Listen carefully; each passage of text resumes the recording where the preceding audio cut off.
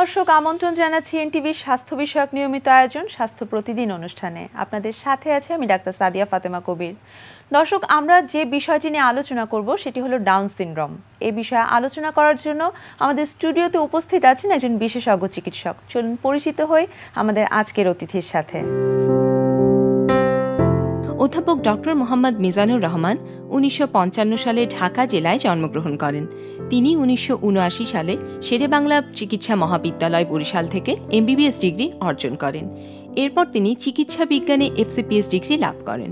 বর্তমানে তিনি বঙ্গবন্ধু শেখ মুজিব মেডিকেল বিশ্ববিদ্যালয়ের শিশু নিউরোলজি বিভাগের অধ্যাপক হিসেবে কর্মরত আছেন। স্যার, আমন্ত্রণ জানাচ্ছি আমাদের আয়োজনে। আপনাকে অনেক অনেক ধন্যবাদ আমন্ত্রণ জানানোর জন্য। স্যার, আমাদের আজকের আলোচনার বিষয় ডাউন সিনড্রোম। তো শুরুতেই আমি জানতে চাইবো যে ডাউন সিনড্রোম বলতে আসলে আমরা কি বুঝি? ডাউন সিনড্রোম এটা বাচ্চাদের একটা সমস্যা।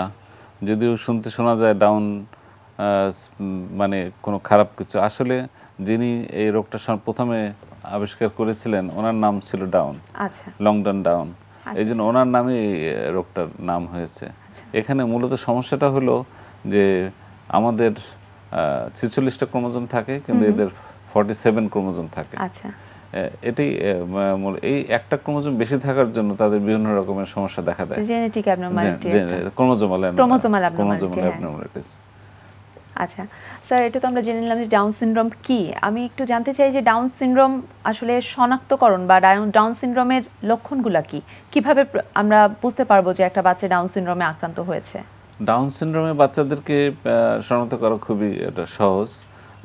মঙ্গলয়েড ফেসিস বলে, মানে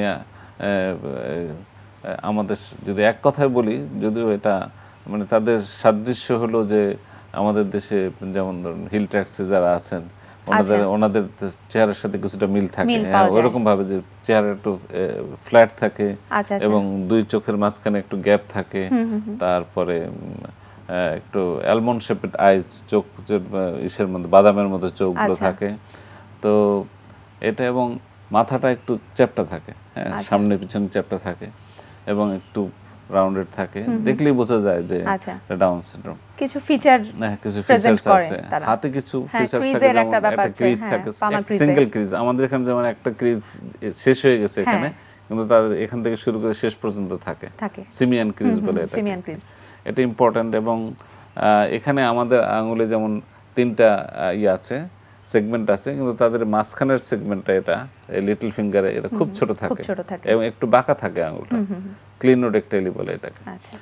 তো তাদের স্যান্ডেল গ্যাপ বলি, বা ওই যে গ্রেট টো এবং যে টো আছে দুইটার মাঝখানে যে গ্যাপ থাকে, হ্যাঁ, যেখানে যেমন স্যান্ডেল পরলে যেখানে পাটা প্লেস ফিতাটা যেখানে থাকে আর কি, এখানে আমাদের যে গ্যাপ থাকে তাদের গ্যাপটা অনেক বেশি থাকে। আচ্ছা। তো এবং তার দেখতে একটু শর্ট হয়, স্ট্যাচারটা শর্ট হয় দেখতে। এটা হলো বাইরে থেকে দেখতে, এবং ধর টাচ করলে দেখা যাবে যে খুব তুলতুলে, একদম নরম মনে হবে, হ্যাঁ, ফ্ল্যাবি থাকে। এবং ফেসিসটা দেখলে খুব হাসি খুশি মনে হবে, হ্যাঁ, এবং খুবই তারা খুব ফ্রেন্ডলি থাকে, আদর করাটা খুব বেশি পছন্দ করে, গান শোনাটা বেশি পছন্দ করে। এবং এটা আর যখন তাদের এক্সামিন করা হয় তখন দেখা যায় তাদের কিছু সমস্যা থাকে, যেমন তাদের হার্টের সমস্যা থাকে, হার্টের বিভিন্ন রকমের ডিফেক্ট থাকে, ভালভুলার হার্ট ডিজিজ থাকে, ভেন্ট্রিকুলার সেপ্টাল ডিফেক্ট থাকে, এগুলো থাকে, ভিএসডি থাকে। তাছাড়াও আর অন্যান্য হার্ট ডিজিজ থাকে। তারপর তাদের কিডনিতে সমস্যা থাকে, তাদের চোখে সমস্যা থাকে, রিফ্র্যাক্টিভ এরর যেটা বলি, চোখে দেখতে সমস্যা হয়, তাদের হিয়ারিং এর সমস্যা থাকে, কানে শুনতে অসুবিধা হয়, মানে অনেক জায়গায় বডি তাদের এফেক্টেড হয়। তাছাড়াও তাদের রক্তশূন্যতা দেখা দেয়, এবং এখান থেকে তাদের দেখা যাচ্ছে যে লিউকেমিয়া হতে পারে, ডেভেলপ করতে পারে। আর ওভারঅল তাদের যে একটা যে ইন্টেলিজেন্সটা কম থাকে, আচ্ছা, বুদ্ধিমত্তাটা কম থাকবে। তাদের বয়সের যে বাচ্চা আছে তাদের বুদ্ধিমত্তা কম থাকবে। স্যার তাদের কি আচরণগত কোনো পরিবর্তন দেখা যায় কিনা, বিহেভিয়ারাল কোনো চেঞ্জ? আচরণগত যেমন তাদের হাইপার অ্যাক্টিভ, অনেক বাচ্চা হাইপার অ্যাক্টিভ থাকে, আচ্ছা, অথবা হাইপার বেশি চঞ্চল হবে অথবা খুব বেশি শান্ত হবে, বেশি শান্ত হবে। কথা বলাতে তাদের দেরি হয়, এবং যেটা শিখতে সবচেয়ে বেশি দেরি হয় সেটা হলো কথা বলা শিখতে অনেক দেরি হয়ে যায়। আচ্ছা, এবং তবে সমস্ত মাইলস্টোনগুলোই তাদের দেরি হয় শিখতে। অন্যান্য বাচ্চারা যে বয়সে হাঁটতে বসতে হাঁটতে এবং চলাফেরা করতে শেখে তাদের দেরি হয়, তবে করতে পারে। আচ্ছা, বসতে পারা, হাঁটতে পারা, এগুলো চলাচল সবকিছু, খেলাধুলা সবকিছু করতে পারবে, তবে শিখতে দেরি হবে। এবং সবচেয়ে বেশি দেরি যেটা হয় সেটা হলো কথা বলতে শেখাটা বেশি দেরি হয়। এবং বুদ্ধিমত্তা কখনোই তাদের বয়সে কারো কোনো বাচ্চাদের সমান আসে না, তবে এক্সেপশন আছে। পৃথিবীর দিকে তাকালে দেখা যায় যে অনেক ডাউন সিনড্রোমের বাচ্চাই অনেক বড় বড় কাজ করেছে, এবং প্রতিটা ফিল্ডেই অনেক এরকম এক্সাম্পল আছে যে বেশ ভালো তারা অনেক অ্যাচিভমেন্ট আছে। আচ্ছা স্যার, ডাউন সিনড্রোমটা কেন হচ্ছে? আপনি তো বললেন যে এটা একটা ক্রোমোজোমাল অ্যাবনরমালিটি। আমি যদি এটা যে কারণগুলো জানতে চাই, তাহলে সেই ক্ষেত্রে কোন কারণগুলোকে আপনি চিহ্নিত করবেন? হ্যাঁ, এখানেও কিন্তু বাবা মায়ের বয়স একটা ফ্যাক্টর এখানে। এখানেও বেশি বয়সে হলে এটা সম্ভাবনাটা বেশি থাকে, এবং অ্যাকচুয়ালি এছাড়া তেমন কোনো কারণ এখনো খুঁজে পাওয়া যায়নি। পরিবেশের কোনো এবং ফ্যামিলি জেনেটিক কারণ হতে পারে যে আগে একটা বাচ্চা ডাউন সিনড্রোম থাকলে পরবর্তীতে নেক্সট বাচ্চা ডাউন সিনড্রোম হওয়ার সম্ভাবনাটা সম্ভাবনা বেড়ে যায়। এটাই একটা। তবে ইনফার্টিলিটি যেটা বলে সেটা যদি থাকে তাদেরও এটা হয়, সম্ভাবনাটা বেড়ে যায় ডাউন সিনড্রোম হওয়ার। এবং এটা ঘটনাটা ঘটে যায় যখন স্পার্ম এবং ওভাম দুটো যখন একসাথে হয়, জাস্ট ডিউরিং কনসিভ করার সময়টাইতেই যখন জাইগোটটা ফরমেশন হয়, তখন ওই ক্রোমোজোম ডিস্ট্রিবিউশনে তখন প্রবলেম হয়ে যায়। একদিকে একটা ক্রোমোজোম বেশি চলে যায়, এবং তার ফলে হয় কি 46 না হয়ে 47 ক্রোমোজোম হয়ে যায়। এটার জন্য সমস্যা হচ্ছে। স্যার, ডাউন সিনড্রোমে আক্রান্ত বাচ্চার ক্ষেত্রে আমরা আসলে কি কি করতে পারি? এখানে সমস্যাটা যেহেতু তাদের ডেভেলপমেন্ট পিছিয়ে থাকে, তাদের স্পেশাল স্কুলে দেওয়া দরকার। স্পেশাল স্কুলে দিয়ে তাদের যে সমস্যাগুলো আছে এটা চিহ্নিত করা, এবং সেই অনুযায়ী তাদেরকে লালন পালন করা এবং বড় করা। এবং তাদের যেখানে প্রতিভা আছে, এদের কেউ কেউ খুব ভালো ড্রয়িং করতে পারে, কেউ কেউ ভালো গান করতে পারে, কেউ কেউ ভালো কম্পিউটার চালাতে পারে। এক একজনের এক এক দিকে প্রতিভা দেখা যায়, তো সেই প্রতিভা অনুযায়ী তাদেরকে বড় করে তোলা, সেই অনুযায়ী করা। স্পেশাল তাদের এখানে স্পেশাল স্কুলিং খুব ইম্পর্টেন্ট। আচ্ছা, কারণ নর্মাল স্কুলে দিতে সম্ভবপর না, কারণ তাদের প্রতি খুব বিশেষ খেয়াল রাখতে হবে, খেয়াল রেখে তাদের এগিয়ে নিয়ে যেতে হবে। আচ্ছা, স্বাস্থ্যগত যে সমস্যা, কারো যদি হার্টে প্রবলেম থাকে সেটা চিকিৎসা করতে হবে, কারো চোখে প্রবলেম থাকে সেটা চিকিৎসা করতে হবে। এতে দেখা যায় যে বেশিরভাগ ক্ষেত্রে দেখা যায় যে হরমোনের সমস্যা থাকে। আচ্ছা, যেমন থাইরয়েড হরমোন, থাইরক্সিন ডেফিসিয়েন্সি থাকে। তো এটাকে সব বাচ্চাদেরই একবার রুটিন এটা করতেই হবে, যে তাদের হরমোনে কোনো সমস্যা আছে কিনা, থাইরক্সিন ডেফিসিয়েন্সি আছে কিনা। তো এটা থাকলে তখন তাদেরকে এটা লেভেল দেখে কম থাকলে সেই অনুযায়ী থাইরক্সিন দিতে হবে।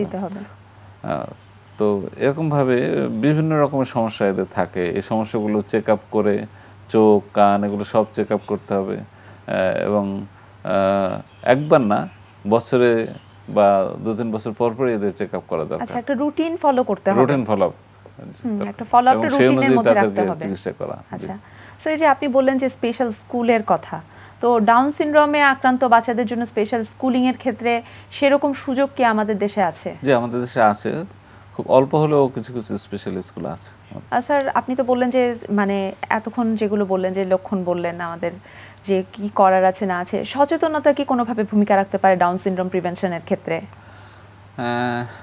সচেতন, এটা অ্যাওয়ারনেস বিল্ডিং, তো এটা তো খুবই ইম্পর্টেন্ট, কারণ বুঝতে তো হবে যে বাচ্চা ডাউন সিনড্রোম আছে, অনেকে তো বুঝতে পারেন না। তো যেমন আপনাদের আজকে যে প্রচারটা হচ্ছে, এরকম মিডিয়ার মাধ্যমে এটা অ্যাওয়ারনেস বিল্ডিং করা যায়, এবং বিভিন্ন সেমিনার সিম্পোজিয়ামের মাধ্যমে করা যায়, পত্রিকার মাধ্যমে করা যায়, বিভিন্নভাবে, যাতে মায়েরা বুঝতে পারেন যে বাচ্চা ডাউন সিনড্রোম, এবং স্বীকার করে নেন যে তার সমস্যা আছে, এবং সেইভাবেই চেষ্টা করা, আগাতে হবে। হ্যাঁ, সেভাবে আগাতে হবে। ঠিক আছে স্যার, আপনাকে অনেক ধন্যবাদ আমাদেরকে গুরুত্বপূর্ণ তথ্য জানানোর জন্য। আপনাকে ধন্যবাদ, অনেক অনেক ধন্যবাদ। প্রিয় দর্শক, জেনে নিলাম ডাউন সিনড্রোম সম্পর্কে বেশ কিছু গুরুত্বপূর্ণ তথ্য। আশা করি আপনাদের উপকারে আসবে। দর্শক, এ পর্যায়ে নিয়ে নিচ্ছি ছোট্ট বিরতি। কোথাও যাবেন না, আমাদের সাথেই থাকুন। দর্শক, ফিরে এলাম বিরতির পর। এ পর্যায়ে থাকছে আপনাদের জন্য আমাদের নিয়মিত আয়োজন সুস্থ দেহ সুস্থ মন।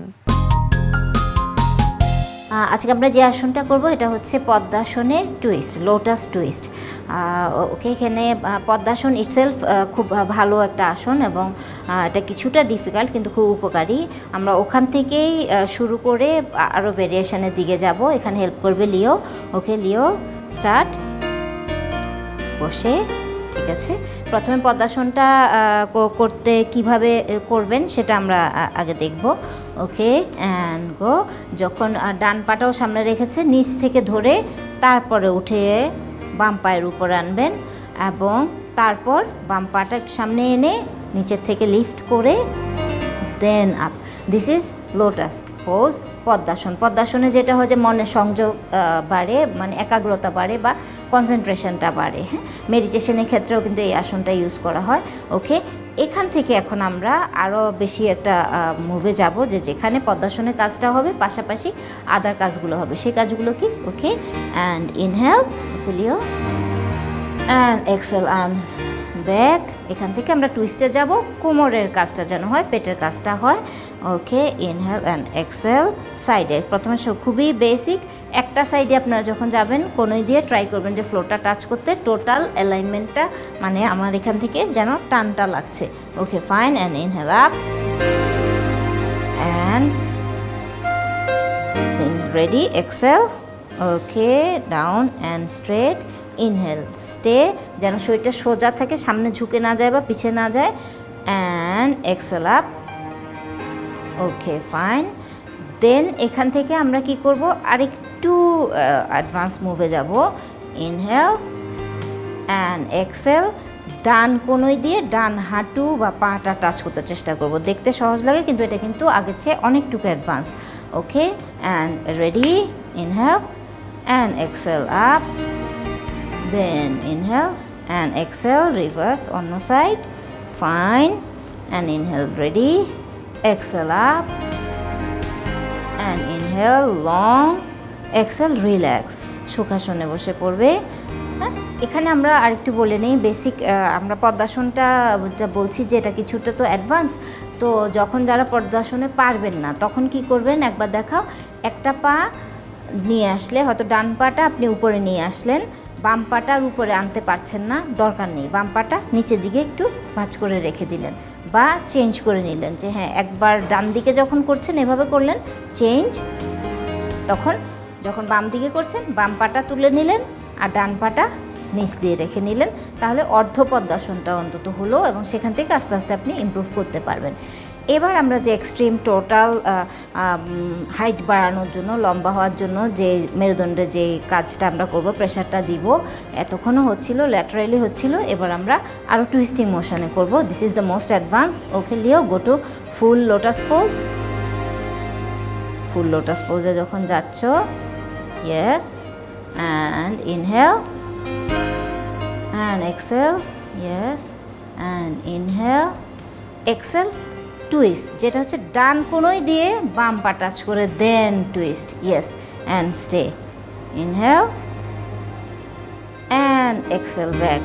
এটা দেখতে খুব সহজ কিন্তু অনেকেরই দেখা যায় যে শুধু কোনোইটাই আপনি অপোজিট হাঁটুতে লাগাতে চাইছেন, সেটাই পারা যায় না। আর তারপর যখন চেস্ট ওপেন করতে যাবেন তখন অনেকেরই শোল্ডার ওপেন হয় না, শোল্ডার কনজাস্টেড হয়ে থাকে, তো খুব জোরাজোরি করা যাবে না, যতটুকু হয় ততটুকু, হ্যাঁ, বাট নিয়মিত করলে এটা খুব অভূতপূর্ব একটা ফল আপনি পাবেন। Okay, and side change, inhale and exhale and then twist, yes, and open, good, inhale and exhale, back, ready, লম্বা, and inhale, relax, আস্তে করে সুখাসনে। তো এখানে আমরা দেখছি যে আমরা অ্যাট দ্য সেম টাইম আমরা পদ্মাসন করলাম, টুইস্ট করলাম, স্ট্রেচ করলাম, আমাদের কনসেন্ট্রেশন বাড়লো, লম্বা হওয়ার জন্য হেল্প হচ্ছে, ফ্লেক্সিবিলিটি বাড়ছে এবং সবগুলো উপকার আমরা একটা আসনের মাধ্যমেই পেয়ে যাচ্ছি। প্রিয় দর্শক, তরমুজ আমাদের সবার খুব প্রিয় একটি ফল। চলুন তরমুজের পুষ্টিগুণ সম্পর্কে জেনে নিই একজন পুষ্টিবিদের কাছ থেকে। তরমুজ সুস্বাদু উপাদেয় একটি ফল। অনেকের ধারণা তরমুজে মিষ্টি এবং পানি জাতীয় উপাদান ছাড়া অন্য কোনো কিছু নেই। আসলে ধারণাটি একেবারেই ঠিক নয়। তরমুজে রয়েছে পর্যাপ্ত পরিমাণ পটাশিয়াম এবং ইউরিক অ্যাসিড, এটি কমাতে উল্লেখযোগ্য ভূমিকা পালন করে। তরমুজে উচ্চমাত্রার পটাশিয়াম এবং লো ক্যালোরি থাকার কারণে তা ব্লাড প্রেশার বা রক্তচাপ নিয়ন্ত্রণে উল্লেখযোগ্য ভূমিকা রাখে। তরমুজে মিষ্টি জাতীয় উপাদান আছে বলে অনেক ডায়াবেটিক রোগীরা সহজে এটি গ্রহণ করতে চান না, কিন্তু তরমুজে যে পর্যাপ্ত পরিমাণ পটাশিয়াম এবং ম্যাগনেসিয়াম রয়েছে তা ডায়াবেটিক রোগীদের ইনসুলিনকে সচল রাখতে সাহায্য করে। ফলে একজন ডায়াবেটিক রোগী তরমুজ খেতে পারেন অনায়াসে। তরমুজ রক্তের ইউরিক অ্যাসিডের পরিমাণও কমিয়ে দেয়, ফলে কিডনির ইনফেকশন সহ অন্যান্য জটিলতাগুলো হয় কম। ফলে শরীর থেকে অপ্রয়োজনীয় বর্জ্য পদার্থগুলো সহজে বের হয়ে যায়, শরীর থাকে সতেজ ও সুন্দর।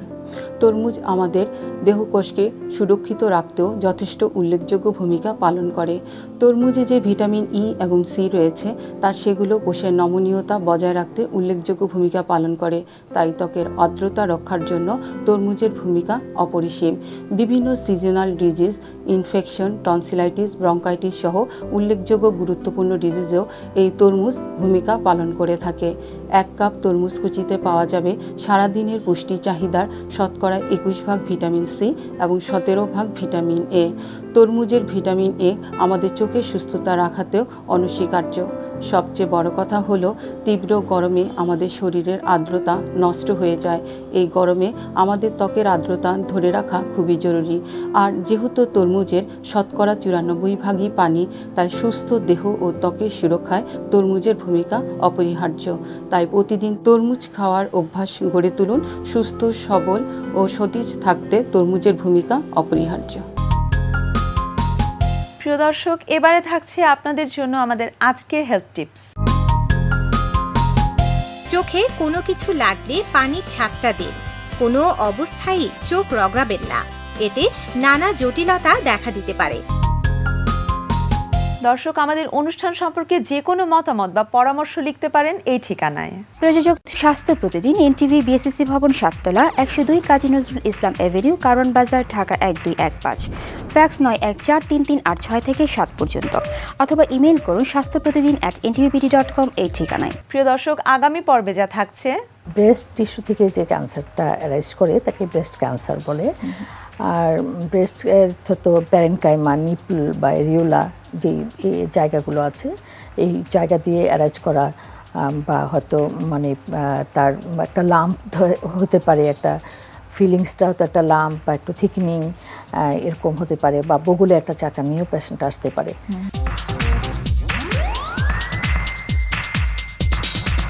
প্রিয় দর্শক, বিশ্বের যে কোনো প্রান্ত থেকে যে কোনো সময় আপনার প্রিয় স্বাস্থ্য প্রতিদিন অনুষ্ঠান দেখতে ভিজিট করুন আমাদের পূর্ণাঙ্গ ওয়েব পোর্টাল www.ntvbd.com। দর্শক, আজ এ পর্যন্তই। সবাই ভালো থাকুন, সুস্থ থাকুন, এনটিভির সাথেই থাকুন।